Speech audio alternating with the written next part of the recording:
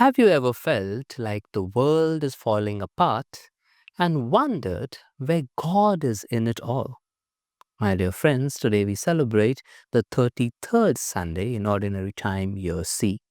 As we near the end of the liturgical year, the Church invites us to reflect on life's ultimate realities: judgment, perseverance, and hope in God's promises.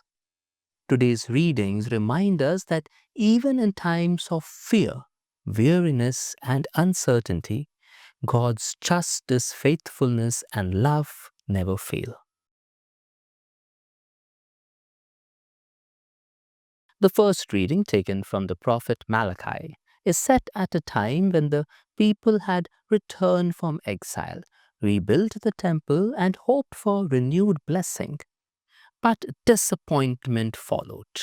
Corruption reappeared among priests, social injustices continued, and the poor suffered.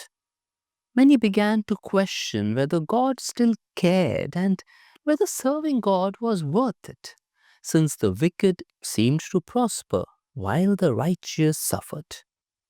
In response, the prophet proclaims that a day is coming, a day of the Lord, when God will set everything right. Malachi announces both judgment and hope. His warning of a blazing furnace recalls prophetic images of purification rather than destruction.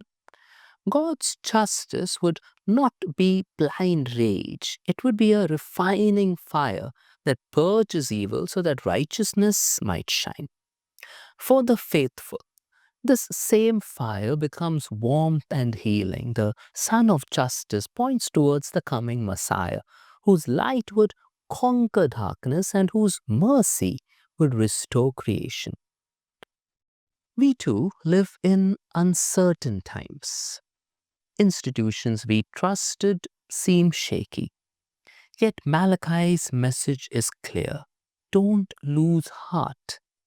Hope is not wishful thinking, it's trusting that God is still at work, even in the chaos.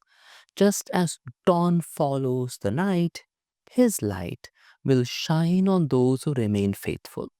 This passage invites us to examine our hearts. Do we live as if God truly sees and judges our actions?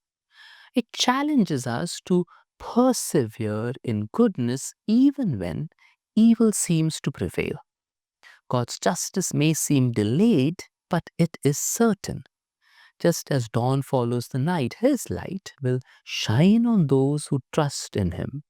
Let us therefore remain steadfast, humble, and faithful, allowing Christ's light to purify our hearts and bring healing to the world.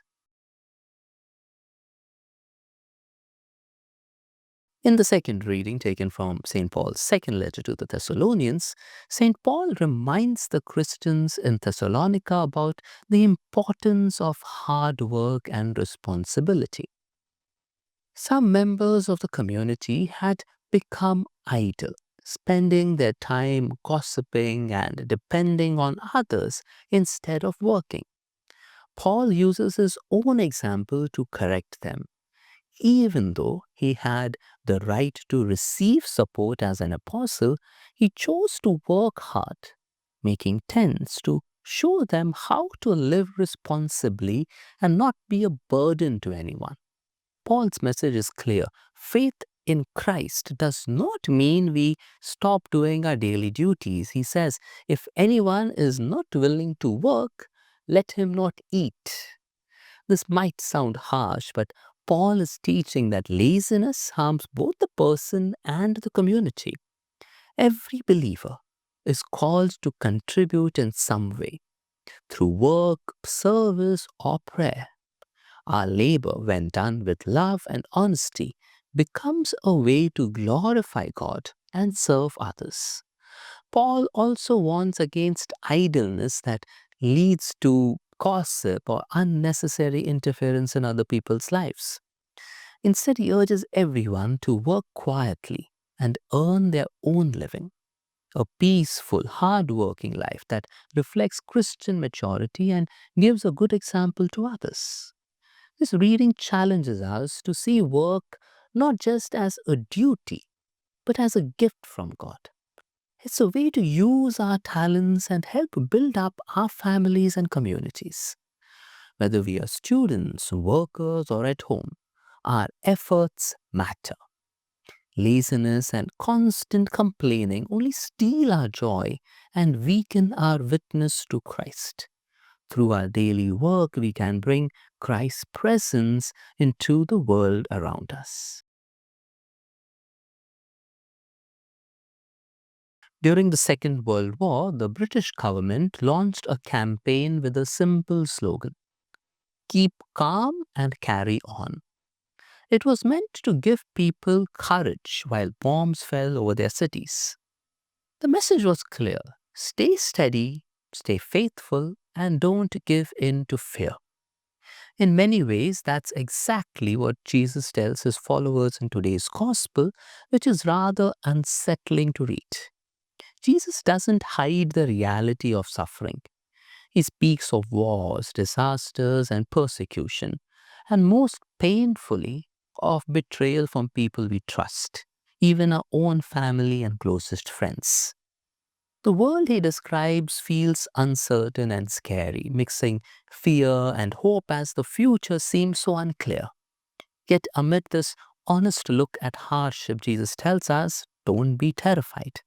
He promises that these difficult times give us a chance to testify and show what truly matters. When everything seems to fall apart, where do we place our trust? Jesus asks us not to rely on human success or the impressive temples we built, but to ground ourselves in faithfulness. Endurance is not just passive waiting, it's active perseverance, choosing again and again to lean on God when we feel lost or afraid. Jesus even acknowledges the sting of betrayal. When the ones we love hurt or abandon us, the wound runs deep. Yet, he says, God remains faithful. Not a single hair is forgotten by God. Suffering is not the end. When our hearts ache and the world feels uncertain, God is still working within our pain. Real victory is not escaping trials, but walking through them with faith, knowing that God never leaves us. So when everything around us trembles, may we stand firm in trust. For the Sun of Justice still rises, and his light will never fade. May God bless us all.